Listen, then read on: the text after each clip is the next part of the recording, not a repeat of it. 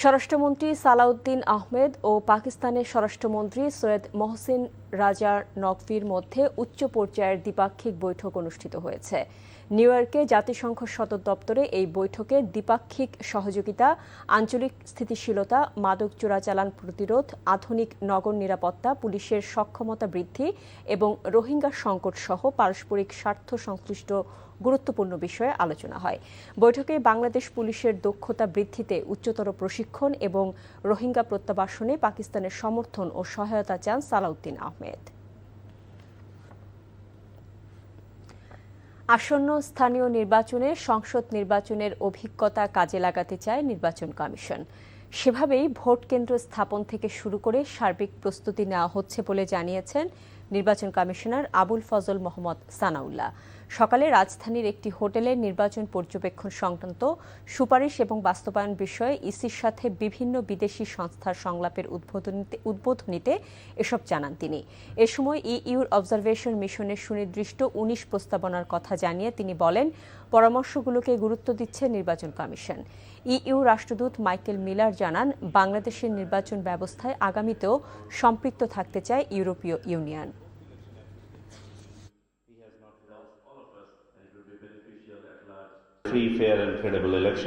জাতীয় নির্বাচন সুষ্ঠু, অবাধ, গ্রহণযোগ্য করার ক্ষেত্রে যেভাবে আমরা এগিয়েছি সেভাবে এগোব।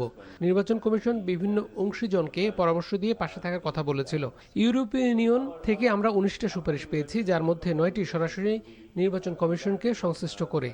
আমাদের স্থানীয় সরকার নির্বাচন আইন ও বিধিবদ্ধ নিয়ম অনুযায়ী হবে, কিন্তু জাতীয় নির্বাচন এবং স্থানীয় নির্বাচনের মধ্যে বেশ কিছু বিষয় একরকম, যেমন ভোটকেন্দ্র এবং নির্বাচন গ্রহণ প্রক্রিয়া একই ধরনের থাকবে।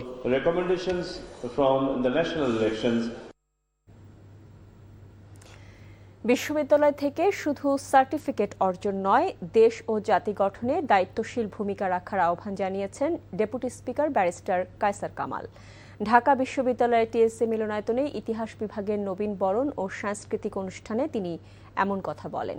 ঢাকা বিশ্ববিদ্যালয়ের শিক্ষার্থীরা ৫২ থেকে ২৪ প্রতিটি আন্দোলনের নেতৃত্ব দিয়েছে জানিয়ে কায়সার কামাল বলেন, আগামীতেও জাতি গঠনে এবং যে কোনো সংকটে এগিয়ে আসবে প্রতিষ্ঠানের শিক্ষার্থীরা। বিভাগের চেয়ারম্যান ডক্টর আশফাক হোসেনের সভাপতিত্বে এতে উপস্থিত ছিলেন প্রবীণ শিক্ষক সৈয়দ আনোয়ার হোসেন সহ শিক্ষক মণ্ডলী। জলাবদ্ধতার খবর জানতে এবার যাচ্ছি চট্টগ্রামে।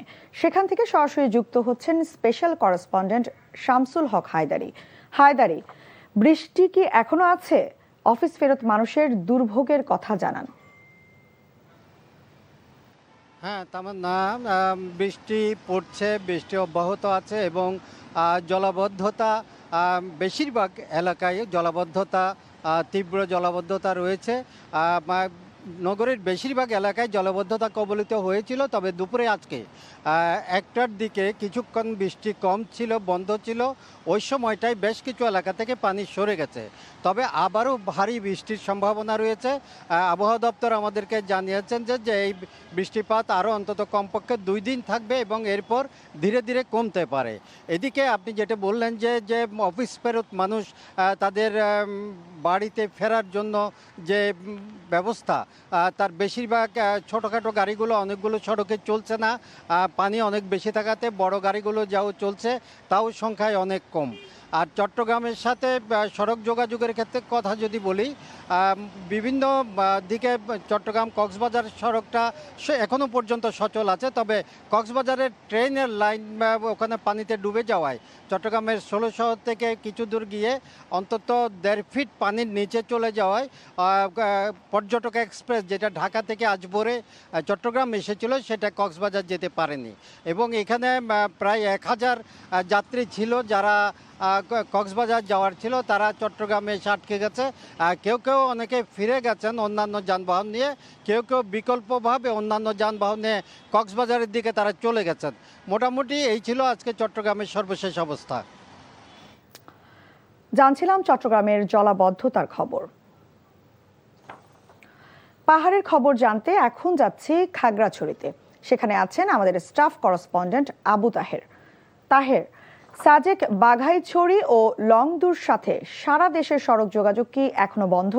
পর্যটকদের উদ্ধারের কি তথ্য আছে?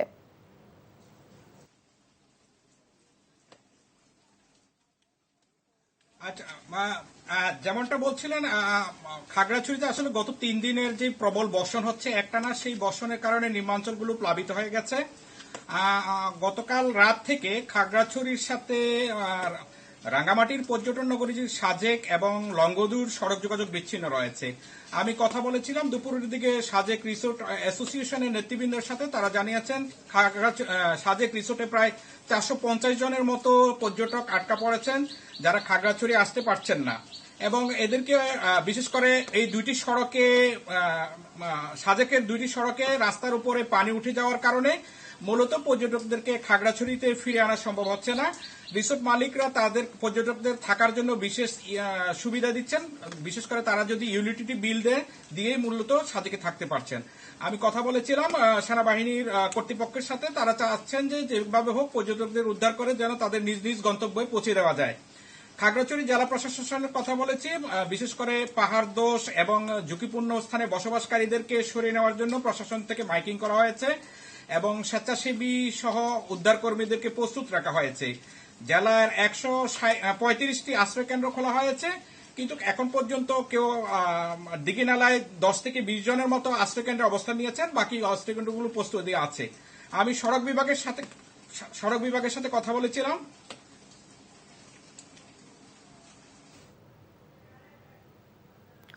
জানছিলাম বৃষ্টির খবর। লালমনিরহাটে তিস্তা নদীর পানি বৃদ্ধির ফলে আবারও স্বল্পমেয়াদী বন্যা দেখা দিতে পারে বলে জানিয়েছে বন্যা পূর্বাভাস ও সতর্কীকরণ কেন্দ্র। বিকালে তিস্তা ব্যারেজের ডালিয়া পয়েন্টে পানি বিপদ সীমার 16 সেন্টিমিটার নিচ দিয়ে প্রবাহিত হচ্ছিল। বন্যা পূর্বাভাস ও সতর্কীকরণ কেন্দ্র জানায়, গত 24 ঘন্টায় রংপুর অঞ্চলে ভারী থেকে অতি ভারী বৃষ্টিপাত হয়েছে। এছাড়া আগামী 3 দিন এ অঞ্চল সহ উজানে ভারতের বিভিন্ন এলাকায় ভারী থেকে অতি ভারী বৃষ্টিপাত হতে পারে। ফলে তিস্তা নদীর পানি আরও বৃদ্ধি পেয়ে বিপদসীমার ওপর দিয়ে প্রবাহিত হওয়ায় লালমনিরহাট, নীলফামারী ও রংপুরের নদী সংলগ্ন নিম্নাঞ্চলে স্বল্পমেয়াদী বন্যা দেখা দিতে পারে। পটুয়াখালীর কুয়াকাটা সংলগ্ন বঙ্গোপসাগরে ঝড়ো হাওয়া এবং উত্তাল ঢেউয়ে 3টি মাছ ধরা ট্রলার ডুবে গেছে। এতে নিখোঁজ রয়েছেন 13 জেলে। দুপুরে চর বিজয় সংলগ্ন বঙ্গোপসাগরে 6 জেলে নিয়ে একটি ছোট মাছ ধরা ট্রলার ডুবে যায়। এতে ট্রলারের মালিক মাসুদ মাঝি উদ্ধার হলেও এখনও নিখোঁজ রয়েছে 5 জেলে। এছাড়া মঙ্গলবার বিকালে বঙ্গোপসাগরের 17 কিলোমিটার গভীরে 18 জেলে নিয়ে ফকিরহাটের FB মহিমা নামের একটি ট্রলার ডুবে যায়। দুপুরে 16 জেলেকে উদ্ধার করা হলেও এখনও নিখোঁজ রয়েছে 2 জেলে। এর আগে গলাচিপায় ট্রলার ডুবে নিখোঁজ হয় 6 জেলে। জেলেদের উদ্ধারে কোস্ট গার্ড অভিযান অব্যাহত রেখেছে। এদিকে চাঁদপুরের 3 নদীর মোহনায় উত্তাল ঘূর্ণিস্রোতে একটি কার্গো উল্টে ডুবে গেছে। এতে কার্গোতে থাকা প্রায় 5,000 বস্তা ধান ও চাল পানিতে তলিয়ে যায়। সকালে চাঁদপুর শহরের পুরান বাজার এলাকার 3 নদীর মোহনায় এ দুর্ঘটনা ঘটে। কার্গোর শ্রমিকরা জানায়, পাবনা থেকে 3,500 বস্তা চাল ও 1,500 বস্তা ধান নিয়ে কার্গোটি পুরান বাজার ঘাটের কাছে পৌঁছালে ঘূর্ণিঝড়ের কবলে পড়ে হেলে যায়। এ সময় কার্গোতে থাকা 5 থেকে 6 জন শ্রমিক সাঁতরে তীরে উঠতে সক্ষম হন। পরে হেলে পড়া কার্গোটি ডাকাতিয়া নদীর তীরে ভিড়ানোর চেষ্টা করা হলেও এক পর্যায়ে সেটি ডুবে যায়। কার্গোটি উদ্ধারের চেষ্টা করছে ফায়ার সার্ভিস। গাজীপুরের একটি পোশাক কারখানার অন্তত 70 জন শ্রমিক অসুস্থ হয়ে বিভিন্ন হাসপাতালে চিকিৎসাধীন রয়েছে। চিকিৎসকদের ধারণা, তারা প্যানিক অ্যাটাকে আক্রান্ত। শ্রীপুরে টেপির বাড়ি এলাকায় কালার অ্যান্ড কোং লিমিটেড কারখানায় এই ঘটনা ঘটে। পরিস্থিতি বিবেচনায় কারখানায় সাধারণ ছুটি ঘোষণা করেছে কর্তৃপক্ষ। শ্রমিকদের দাবি, একটি ফ্লোরে হঠাৎ একে একে শ্রমিকরা বমি, মাথা ঘোরা সহ বিভিন্ন উপসর্গ নিয়ে অসুস্থ হয়ে পড়ে। এর আগে গত 24শে জুন রাতের ডিউটিতে লিজা নামে এক শ্রমিক ওই ফ্লোরে অসুস্থ হয়ে মারা যান। সেই থেকে কারখানায় আতঙ্ক ছড়িয়ে পড়ে। দর্শক, নন্দিত বেসরকারি টেলিভিশন চ্যানেল NTVর 24 বছরে পদার্পণ উপলক্ষে দেশের বিভিন্ন স্থানে নানা কর্মসূচি পালিত হয়েছে। এসব আয়োজনে বস্তুনিষ্ঠ ও নিরপেক্ষ সংবাদ পরিবেশনে ধারাবাহিকতা এবং NTVতে আরও বৈচিত্র্যময় অনুষ্ঠানের প্রত্যাশার কথা জানিয়েছেন দর্শকরা। প্রতিনিধিদের পাঠানো তথ্য ও ছবিতে ইমরুল কায়েসের ডেস্ক রিপোর্ট। বর্ণাঢ্য আয়োজনে সাভারে এনটিভির প্রতিষ্ঠাবার্ষিকী উদযাপন করা হয়েছে। এতে স্থানীয় সংসদ সদস্য ডাক্তার দেয়ান মোহাম্মদ সালাউদ্দিন বাবু সহ বিভিন্ন গণ্যমান্য ব্যক্তি উপস্থিত ছিলেন। অনেক প্রতিকূলতার মধ্যে, অনেক ঝড় ঝাপটার মধ্যে এই চ্যানেলটি তার কার্যক্রম চালিয়ে গিয়েছে এবং এখনো জনগণ প্রত্যাশা করে যে এনটিভি অন্যতম একটি সেরা চ্যানেল, যা বাংলাদেশের মানুষের মনের কথা বলে। এদিকে জাহাঙ্গীরনগর বিশ্ববিদ্যালয়ের জহির রায়হান মিলনায়তনের সেমিনার কক্ষে কেক কাটা, শুভেচ্ছা বিনিময় ও আলোচনা সভার মধ্য দিয়ে দিবসটি পালন করা হয়। ফরিদপুর শান্তিনিবাসে ব্যতিক্রমী আয়োজনে এনটিভির ২৪ বছরে পদার্পণ উদযাপন করা হয়েছে। এ সময় শান্তিনিবাসে থাকা বয়োবৃদ্ধ ৮ জন নারী ও ৪ জন বয়স্ক ব্যক্তিকে উন্নত মানের খাবার, মৌসুমী ফলসহ পোশাক উপহার দেওয়া হয়। অনুষ্ঠানে ফরিদপুর ৩ আসনের সংসদ সদস্য চৌধুরী নায়াব ইউসুফ বলেন, এনটিভি দেশ ও জাতির কল্যাণে বলিষ্ঠ ভূমিকা রাখছে। তো এটা অনেক কষ্টের যে সন্তান সন্ততি ছাড়া একটি বৃদ্ধাশ্রমে একটি মানুষের জীবন, তাদের কষ্টটা আমরা ভাগাভাগি করে নিতে পারছি এবং তাদের পাশে থাকতে পারছি। এটার জন্য আমি এনটিভিকে সকলকে আমি ধন্যবাদ জানাই। কেক কাটা, আলোচনা সভার মধ্য দিয়ে নরসিংদীতে জনপ্রিয় টেলিভিশন চ্যানেল এনটিভির বর্ষবরণ অনুষ্ঠিত হয়েছে। অনুষ্ঠানে স্থানীয় সংসদ সদস্য ও বিএনপির যুগ্ম মহাসচিব খায়রুল কবির খোকন বলেন, এনটিভি জনগণের কথা বলে, সত্য ন্যায়ের পক্ষে থাকে। তারা যে বিষয়টি জনগণের কাছে উপস্থাপন করা, মানে বস্তুনিষ্ঠ সংবাদ পরিবেশনের যে বিষয়গুলি থাকে, তারা যেন সম্পূর্ণ নিরপেক্ষভাবে থাকে। বর্ণাঢ্য আয়োজনের মাধ্যমে রাজবাড়ীতে এনটিভির প্রতিষ্ঠাবার্ষিকী উদযাপন করা হয়েছে। দিবসটি ঘিরে কেক কাটা, আলোচনা সভার আয়োজন করা হয়। মাদারীপুরে এনটিভির প্রতিষ্ঠাবার্ষিকী ঘিরে কেক কাটা, আনন্দ র্যালি ও আলোচনা সভার আয়োজন করা হয়। এ সময় স্থানীয় সংসদ সদস্য আনিসুর রহমান তালুকদার খোকন সহ গুরুত্বপূর্ণ ব্যক্তিরা উপস্থিত ছিলেন। এনটিভির প্রতিষ্ঠাবার্ষিকী উপলক্ষে মেহেরপুরের গাংনী প্রেস ক্লাবে কেক কেটে বর্ষপূর্তি উদযাপন করা হয়েছে। অনুষ্ঠানে আগত ব্যক্তিরা এনটিভির সংবাদ ও অনুষ্ঠানের প্রশংসা করেন। কুড়িগ্রামে নানা আয়োজনে এনটিভির প্রতিষ্ঠাবার্ষিকী পালন করা হয়েছে।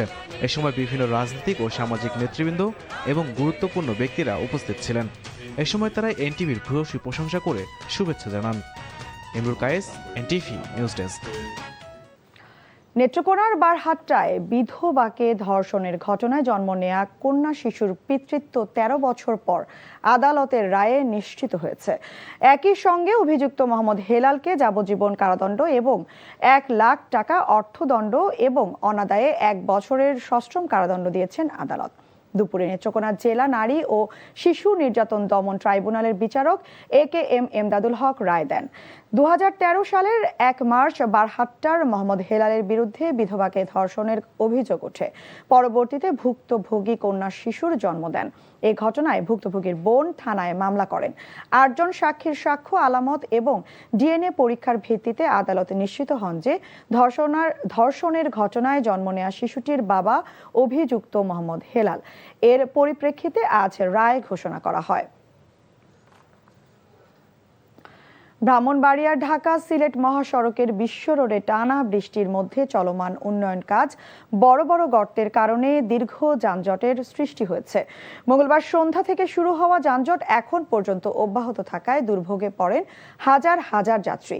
সকালে শাহবাজপুর সেতু ও ইসলামবাদ এলাকায় 2টি ট্রাক বিকল হয়ে পড়ায় পরিস্থিতির আরও অবনতি ঘটে। বিশ্ব রোড গোল চত্বরে উন্নয়নমূলক কাজের কারণে ঢাকা সিলেটমুখী মাত্র একটি লেন চালু রয়েছে। এর মধ্যে টানা বৃষ্টিপাতে সড়কের বিভিন্ন স্থানে পানি জমে বড় বড় গর্ত পানির নিচে তলিয়ে যাওয়ায় ভারী যানবাহন আটকা পড়েছে। মানিকগঞ্জের শিবালয়ে কারখানায় শ্রমিক ছাঁটাই বন্ধ এবং বিভিন্ন অনিয়মের প্রতিবাদে উথলি পাটুরিয়া মহাসড়ক অবরোধ করেছে শ্রমিকরা। সকালে নবগ্রাম এলাকায় শুরু হওয়া এই কর্মসূচিতে মহাসড়কের উভয় পাশে যানজটের সৃষ্টি হয়। এতে চরম দুর্ভোগে পড়েন যাত্রী ও পরিবহন শ্রমিকরা। শ্রমিকদের অভিযোগ, দীর্ঘদিন ধরেই তারা সরকারি গেজেট অনুযায়ী বেতন ভাতা পাচ্ছেন না। পাশাপাশি অন্যায়ভাবে শ্রমিক ছাঁটাই এবং প্রতিষ্ঠানের কয়েকজন কর্মকর্তার অসৌজন্যমূলক আচরণে ক্ষুব্ধ। তাই বাধ্য হয়েই তারা আন্দোলনে নামতে বাধ্য হয়। প্রশাসনের আশ্বাসে মহাসড়ক থেকে সরে যান শ্রমিকরা। ঠাকুরগাঁওয়ে চাকরি স্থায়ীকরণের দাবিতে প্রাণী সম্পদ বিভাগের মাঠ পর্যায়ের এআই টেকনিশিয়ানরা অবস্থান কর্মসূচি পালন করেছে। শহরের জেলা কৃত্রিম প্রজনন কেন্দ্রের সামনে ঠাকুরগাঁও, পঞ্চগড় ও দিনাজপুর জেলার শতাধিক এআই টেকনিশিয়ানরা অবস্থান কর্মসূচি পালন করে।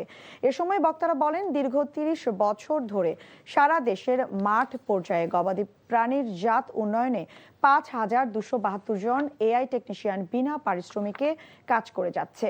সরকার বিভিন্ন সময় চাকরি স্থায়ীকরণের প্রতিশ্রুতি দিলেও তা বাস্তবায়ন হয়নি। তাই এক দফা দাবিতে সারা দেশের টেকনিশিয়ানরা অনির্দিষ্টকালের কর্মবিরতি শুরু করেছে। বর্ষা মৌসুম চলছে, তাই চাঁদপুরে ব্যস্ত সময় পার করছেন নৌকা তৈরির কারিগররা। চাঁদপুরের বিভিন্ন সড়কের পাশে গড়ে ওঠা অস্থায়ী কারখানাগুলোতে এখন সকাল থেকে রাত পর্যন্ত চলছে কাঠ কাটার শব্দ, হাতুড়ির আঘাত আর কারিগরদের ব্যস্ত পদচারণা। পদ্মা, মেঘনা ও ডাকাতিয়া নদীর পানির উচ্চতা বাড়ার সঙ্গে সঙ্গে বাড়ছে নৌকার চাহিদাও। চাঁদপুরের বাবুরহাট মতলব সড়ক, নারায়ণপুর মতলব উত্তর সড়ক, কচুয়া সড়ক এবং হাইমচরের চর ভৈরবী সড়ক সহ বিভিন্ন এলাকায় দেখা যায় নৌকা তৈরির ব্যস্ততা। সড়কের পাশে গড়ে ওঠা অস্থায়ী কারখানাগুলো যেন এক একটি ছোট শিল্পে পরিণত হয়েছে। ভারী বর্ষণে কক্সবাজারে উখিয়ার কুতুপালংয়ে পাহাড় ধসে একটি মাদ্রাসার এক শিক্ষক ও ৭ শিশু শিক্ষার্থীর মৃত্যু হয়েছে। জীবিত উদ্ধার করা হয়েছে ৩০ জনকে। এছাড়া বন্দরনগরীর চট্টগ্রামে পাহাড় ধসে মারা গেছে আরও ২ শিশু। এদিকে ২৪ ঘন্টায় চট্টগ্রামে ২৩৭.৫ মিলিমিটার বৃষ্টিপাত রেকর্ড করা হয়েছে, যা ৪ দশকে সর্বোচ্চ। প্রবল বর্ষণে তলিয়ে গেছে চট্টগ্রাম সহ পার্বত্য অঞ্চলের নিচু এলাকা। বন্ধ রয়েছে চট্টগ্রাম কক্সবাজার রুটের ট্রেন চলাচল। পরিস্থিতি বিবেচনায় চট্টগ্রাম বোর্ডের এইচএসসি ও সমমানের আজকের পরীক্ষা স্থগিত করা হয়। বিস্তারিত দেখুন জীবন আহমেদের ডেস্ক রিপোর্টে।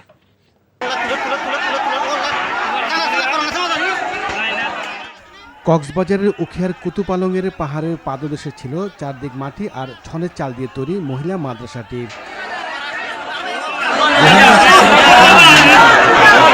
পাঠদানের সময় বুধবার দুপুরে হঠাৎ পাহাড় ধসে পড়ে, নিভে যায় ৮টি তাজা প্রাণ। ফায়ার সার্ভিস এসে ৩০ জনকে জীবিত উদ্ধার করে।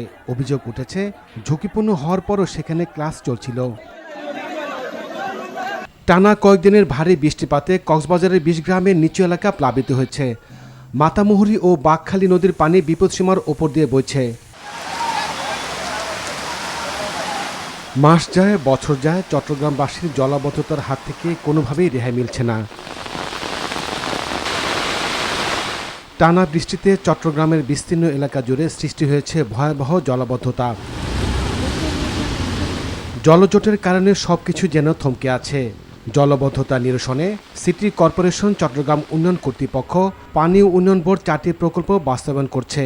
১০ বছর ধরে চলা ৪ প্রকল্পের বিপুল অর্থ ব্যয়ের পরও জলবদ্ধতা পুরোপুরি নিরসন হয়নি, বেড়েছে জন অসন্তোষ। চট্টগ্রাম শিক্ষা বোর্ডের অধীনে সব জেলায় বুধবারের এইচএসসি ও সমমানের পরীক্ষা স্থগিত করা হয়েছে। বড় দিঘির পাড় এলাকায় রাস্তা ডুবে যাওয়ায় চট্টগ্রাম বিশ্ববিদ্যালয়ে বাস চলাচল ব্যাহত হওয়ায় ক্লাস পরীক্ষা স্থগিত করা হয়েছে। চট্টগ্রাম কক্সবাজার রেল সড়কে পানি জটের কারণে বন্ধ রয়েছে কক্সবাজারের সাথে চট্টগ্রামের ট্রেন যোগাযোগ। রেল লাইনে পানি ওঠা ঠেকাতে চট্টগ্রাম কক্সবাজার রেলপথের ৪৭ কিলোমিটার অংশে ৫ ফুট উঁচু করার পরিকল্পনার কথা জানান রেল প্রতিমন্ত্রী। আমরা এই রেল লাইনটাকে প্রায় ৪৭ কিলো ৫ ফিট উঁচা করা হবে। সেক্ষেত্রে কোনো প্রাকৃতিক বিপর্যয় ঘটলেও রেল যোগাযোগ যাতে বিচ্ছিন্ন না হয় সেই ব্যাপারে সরকার কাজ করে চলছে। টানা বৃষ্টিতে পাহাড় ধসের ঝুঁকিও বেড়েছে। নগরীর ১৬ শহর ও জঙ্গল সলিমপুরে পাহাড় ধসে ২ শিশু নিহত হয়েছে। এর পাশাপাশি নগরের পাহাড় ঘেঁষা বসতিগুলিতে বসবাসকারীদের নিয়ে উদ্বেগও বাড়ছে। বেশি পরিমাণ বৃষ্টি হয়, তখন এই জায়গাতে পানি জমে যায়। রাস্তা জ্যামের জন্য যেতে পারতেছি না। ওখানে যাওয়ার কথা আমাদের সকাল ৯টায়, এখন বাজে গেছে 10:30। কি সিরিয়াল পাবো না পাবো এটা বলতে পারতেছি না। ৯টা বাজে ডিউটি, এখন আপনার 10টা বাজে গেছে। এখন যাইতেছি ডিউটির মধ্যে, দেখতেছেন রাস্তার মধ্যে যে পরিমাণ পানি, যাওয়া খুব মুশকিল হইতেছে। সকল লোককে সাথে নিয়ে আমরা এই জলাবদ্ধতা মোকাবেলা করতে চাই। মাস্টার প্ল্যানের কাজ ডিসেম্বরের ভিতরে আমরা শেষ করব। আমরা আপনাদের সাংবাদিকদের মতামত নেব, যাতে করে এই জলাশয় চিরস্তরে আমরা শেষ করতে পারি। ভারী বৃষ্টি হওয়ার ফলে পাহাড় হওয়ার সম্ভাবনা রয়েছে। এদিকে টানা বর্ষণে রাঙ্গামাটিতে পাহাড় ধসের ঝুঁকি আরও বেড়েছে। সম্ভাব্য ঝুঁকি মোকাবেলায় শহরের বিভিন্ন জায়গায় ঝুঁকিপূর্ণ বসবাসকারীদের আশ্রয়কেন্দ্রে সরিয়ে নেওয়া হয়েছে। মোট 210টি আশ্রয়কেন্দ্র খোলা হয়েছে। বন্ধ রয়েছে রাঙ্গামাটি চট্টগ্রামের সড়কে বাস চলাচল। তলিয়ে গেছে নিচু এলাকার বিস্তীর্ণ জনপদ। সাজেকে পর্যটন ভ্রমণে সাময়িক নিষেধাজ্ঞা দিয়েছে জেলা প্রশাসন। আবহাওয়া অফিস জানিয়েছে আগামী 12 জুলাই পর্যন্ত দেশের বিভিন্ন অঞ্চলে বৃষ্টিপাত অব্যাহত থাকবে। ভারী বৃষ্টিপাতজনিত কারণে চট্টগ্রামের পাহাড়ি এলাকায় বিশেষ করে খাগড়াছড়ি, বান্দরবান, রাঙ্গামাটি, চট্টগ্রাম এবং কক্সবাজার জেলার কোথাও কোথাও এই ভারী বৃষ্টিপাতজনিত কারণে ভূমিধসের আশঙ্কা রয়েছে। বঙ্গোপসাগরের সৃষ্ট লঘুচাপের কারণে নদী উত্তাল থাকায় নোয়াখালী দ্বীপ উপজেলা হাতিয়ার সঙ্গে সারা দেশে নৌযোগাযোগ 4 দিন ধরে বন্ধ থাকায় চরম ভোগান্তিতে যাত্রীরা। এছাড়া নদ নদীর পানি বাড়ায় ফেনীতে আগাম বন্যার আশঙ্কায় জরুরি সভা করেছে স্থানীয় প্রশাসন। জীবন আহমেদ, এনটিভি নিউজ ডেস্ক। পুঁজিবাজার ধ্বংসকারীদের চিহ্নিত করে আইনানুগ ব্যবস্থা গ্রহণের কথা জানিয়েছেন প্রধানমন্ত্রী তারেক রহমান। জাতীয় সংসদের সাপ্তাহিক প্রশ্নোত্তরে কথা তিনি জানান, বলেন পুঁজিবাজারের স্থিতিশীলতা এবং বিনিয়োগকারীদের আস্থা ফিরিয়ে আনতে বদ্ধপরিকর এই সরকার। প্রধানমন্ত্রী বলেন শিক্ষার মান নিশ্চিতে শিক্ষকদের সম্মানী বাড়ানো হবে। স্নাতক পর্যন্ত মেয়েদের অবৈতনিক শিক্ষা চালুর কথাও জানান সরকার প্রধান। খান আলামিনের রিপোর্ট। প্রশ্ন 22 ত্রয়োদশ জাতীয় সংসদের দ্বিতীয় অধিবেশনে সংসদ সদস্যদের বিভিন্ন প্রশ্নের উত্তর দেন প্রধানমন্ত্রী তারেক রহমান। পুঁজিবাজারের স্থিতিশীলতা এবং বিনিয়োগকারীদের আস্থা ফিরিয়ে আনতে সরকারের নানা পরিকল্পনার কথা তুলে ধরেন তিনি। বিভিন্ন কারণে সেটি সাপোর্ট না পাওয়ার কারণে প্রধানমন্ত্রী জানান, স্বৈরাচার সরকারের সময় ধারাবাহিকভাবে শেয়ার বাজারের পতন হয়েছে, নিঃস্ব হয়েছে হাজার হাজার বিনিয়োগকারী। দায়ীদের চিহ্নিত করে আইনানুগ ব্যবস্থা গ্রহণের কাজ চলমান বলে জানিয়েছেন প্রধানমন্ত্রী। ধারাবাহিকভাবে শেয়ার মার্কেটের পতন ঘটিয়ে হাজার হাজার বিনিয়োগকারীদের নিঃস্ব করার জন্য যারা দায়ী তাদের চিহ্নিত করা সহ তাদের বিরুদ্ধে আইনানুগ ব্যবস্থা গ্রহণে বর্তমান সরকার পরিকল্পনা গ্রহণ করেছে।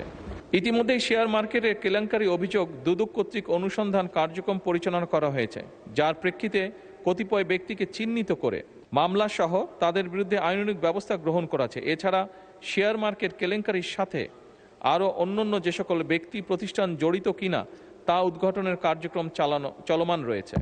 বলেন, বিশেষজ্ঞ মতামতের ভিত্তিতে প্রয়োজনে সরকারি কোম্পানিগুলোকে পুঁজিবাজারে অন্তর্ভুক্ত করা হবে। পুঁজিবাজারের বৈষম্য দূর করে ঢাকা ও চট্টগ্রাম স্টক এক্সচেঞ্জকে শক্তিশালী করতে চায় সরকার। কয়েকজন বিশেষজ্ঞ ব্যক্তিকে দায়িত্ব দিয়েছে, নিযুক্ত করা হয়েছে তাদেরকে সিকিউরিটি এক্সচেঞ্জে, এবং অবশ্যই আমরা আশা করি যে তারা আমাদেরকে সঠিক পরামর্শ দিবেন, যার ভিত্তিতে শুধু ঢাকা নয় চিটাগং স্টক এক্সচেঞ্জকেও আমরা ইনশাল্লাহ শক্তিশালী স্টক এক্সচেঞ্জে রূপান্তর করতে পারব। শিক্ষার গুরুত্বের কথা তুলে ধরে প্রধানমন্ত্রী বলেন, 5 বছরের মধ্যে শিক্ষা ব্যয় জিডিপির 2% থেকে 5% উন্নীত করা হবে। স্নাতক পর্যন্ত মেয়েদের অবৈতনিক শিক্ষা চালুর কথাও জানান তিনি। শিক্ষার মান নিশ্চিত করতে শিক্ষকদের সম্মানী বাড়ানোর পরিকল্পনার কথা জানান সরকার প্রধান। প্রাইমারি স্কুলের শিক্ষকরা তাড়াতাড়ি করে ক্লাস করিয়ে হয়তো আরেকটি সেকেন্ড একটি কোনো জবে অথবা কৃষিকার্যে যেটাই হয় একটি সেকেন্ড জবে তাকে যেতে হয়, তা না হলে তার জন্য সংসার চালানো কষ্টকর হয়ে যায়। সেকেন্ডারি স্কুলের ক্ষেত্রে আমরা অনেক শিক্ষকের ক্ষেত্রেই দেখেছি এরকম ঘটনা ঘটে। এই কাজটি যাতে তাদের না করতে হয় এবং তারা যাতে সঠিকভাবে তাদের সময় এবং তাদের মেধা শিক্ষার্থীদের পেছনে ব্যয় করতে পারেন, সেই জন্য তাদের সম্মানী বাড়ানো প্রয়োজন বলে আমরাও মনে করি।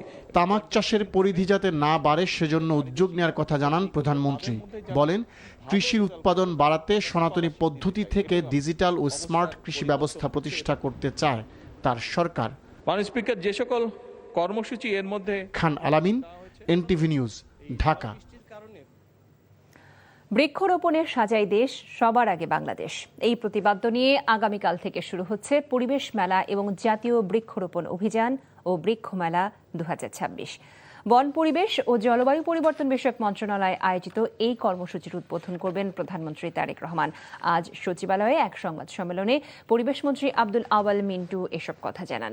ঢাকায় পরিবেশ মেলা ও মাসব্যাপী জাতীয় বৃক্ষ মেলার পাশাপাশি দেশের 7 বিভাগীয় সদরে 15 দিন অন্যান্য জেলা সদরে 7 দিন এবং 29টি উপজেলায় 3 দিনের বৃক্ষ মেলার আয়োজন করা হয়েছে। মন্ত্রী বলেন, সরকার দেশব্যাপী 5 বছর 25 কোটি বৃক্ষরোপণের যে কর্মসূচি হাতে নিয়েছিল, ইতিমধ্যেই বন অধিদপ্তর 83,32,000 চারা রোপণ করেছে।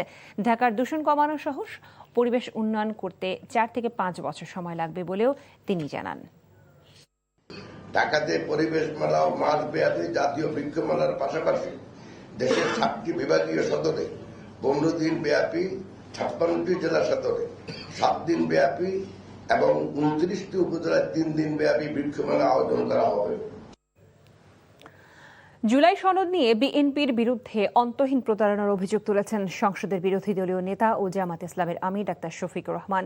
ঢাকায় জামাত নেতৃত্বাধীন 11 দলীয় ঐক্য আয়োজিত সেমিনারে প্রধান অতিথির বক্তব্যে তিনি হুঁশিয়ারি করেন, ন্যায্য কাজে সরকারকে সহযোগিতা করা হলেও জনগণের অধিকার প্রশ্নে কোনো ছাড় দেয়া হবে না। সালাউদ্দিন কাদেরের রিপোর্ট। জুলাই গণঅভ্যুত্থানের চেতনা সংরক্ষণ, গণভোটের রায় বাস্তবায়ন এবং জুলাই গণহত্যা ও মানবতা বিরোধী অপরাধের বিচার নিশ্চিতের দাবিতে রাজধানী ডিপ্লোমা ইঞ্জিনিয়ার ইনস্টিটিউশন মিলনায়তনে সেমিনার আয়োজন করে 11 দলীয় ঐক্য। এ সময় বক্তারা জনপ্রত্যাশা পূরণের রাজনৈতিক ঐক্য, সংবিধান সংস্কার ও জবাবদিহি নিশ্চিত করার উপর গুরুত্ব আরোপ করেন।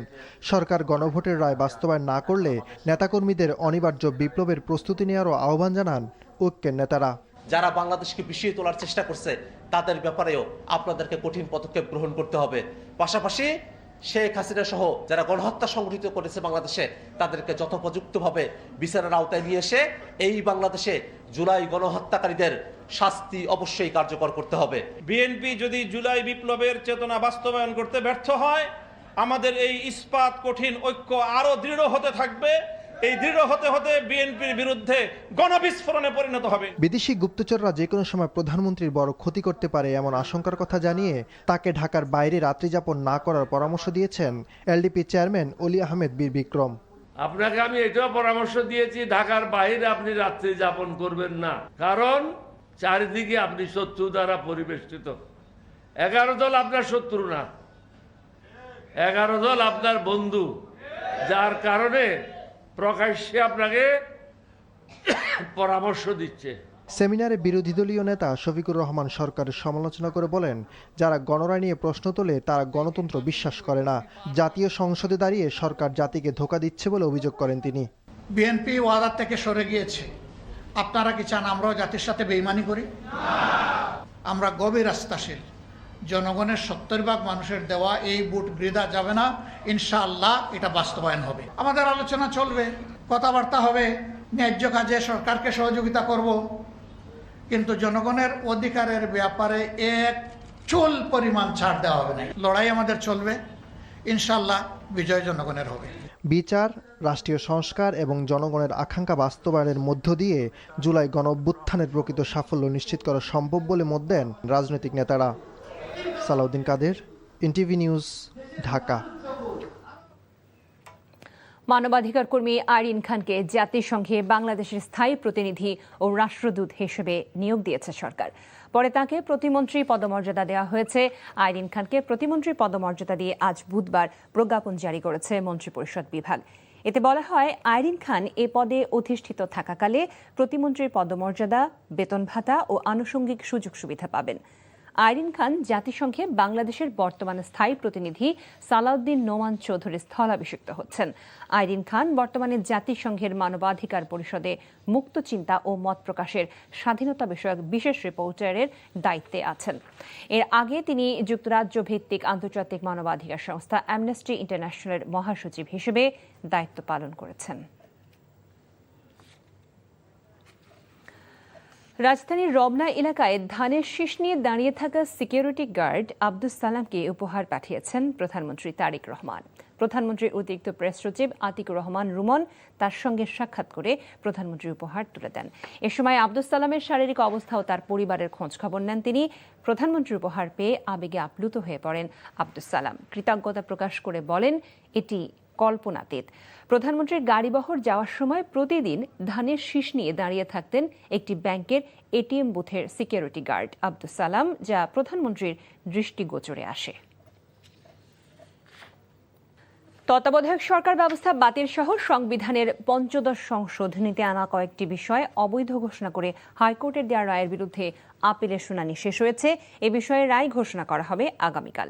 প্রধান বিচারপতির নেতৃত্বাধীন ৪ সদস্যের আপিল বেঞ্চ আজ রাষ্ট্রপক্ষের শুনানির মধ্য দিয়ে এই মামলার আপিল শুনানি শেষ হয়। এ নিয়ে রিপোর্ট করছেন হাসান জাভেদ।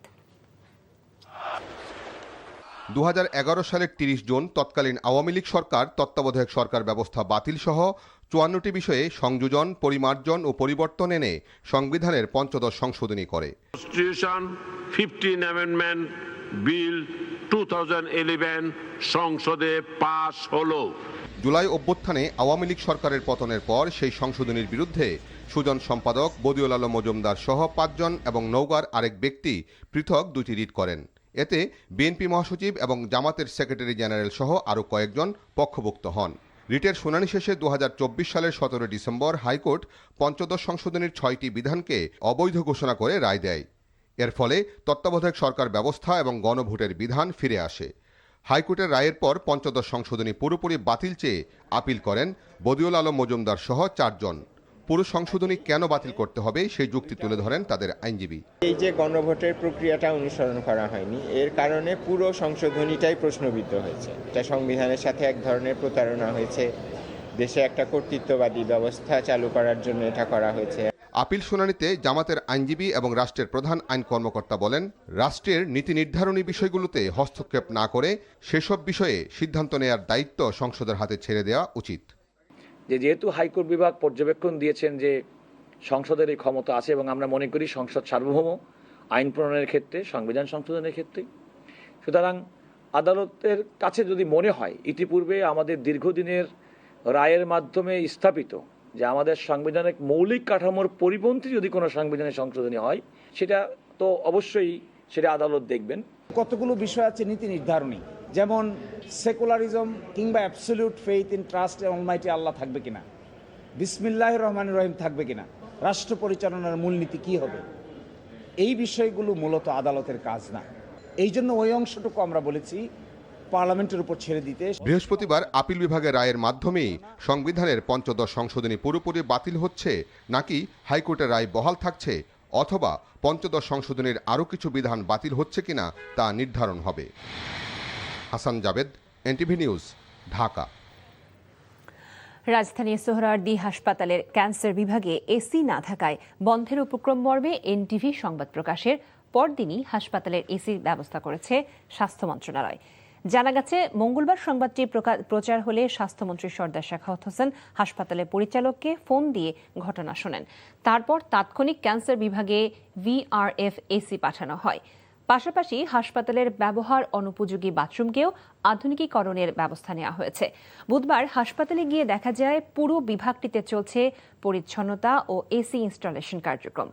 হাসপাতালটিতে গত 6 মাস ধরে এসি বিকল থাকায় ভয়াবহ পরিস্থিতির মুখে পড়েছিল ভর্তি রোগী, চিকিৎসক এবং নার্সরা।